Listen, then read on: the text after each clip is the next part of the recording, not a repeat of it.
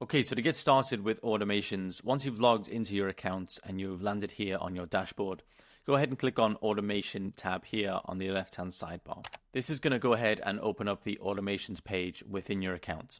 And now within here, this is where we can manage all automations. So anything from lead nurturing to lead generation, to outbound communication, to inbound communication, essentially anything your heart desires inside of automations, you can create here within the automations tab. So a quick overview as to how this works. Right off the bat, you land here on the workflow tab inside of automations. This is where you can create new workflows, create new folders, organize your workflows, and manage all your existing workflows, whether they're active or inactive. To create a new workflow, go ahead and click on Create Workflow in the top right corner. And you can either select from a recipe, which is a list of pre-built templates that we've created on your behalf, which you can plug and play with just a few clicks, or you can go ahead and start from scratch. So if you want to dive into the deep end and start creating your own workflows, you can do so right from here. If you're interested in learning more how to create a workflow, go ahead and watch the Creating Your First Automation tutorial within this course, and that goes into more detail on how to create a workflow from scratch.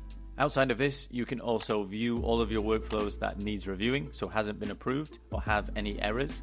And you can also view any previously deleted workflows if you want to recover them within the last 30 days. So aside from the workflows, you also have a Content AI activity log.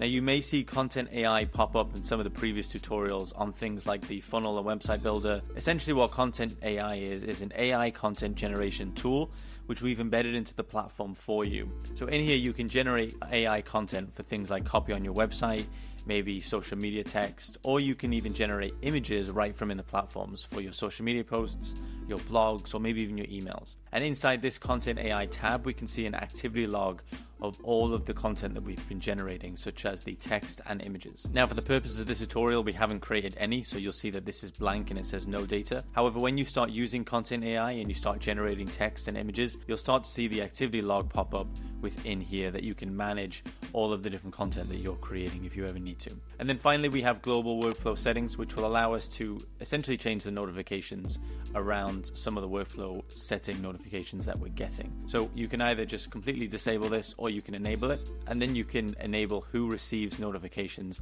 based off of any activity in the workflow. So you go ahead and select users, and then you can select those users on here. If you prefer to just leave this disabled, just go ahead and disable it, leave it as it is, and go ahead and go back.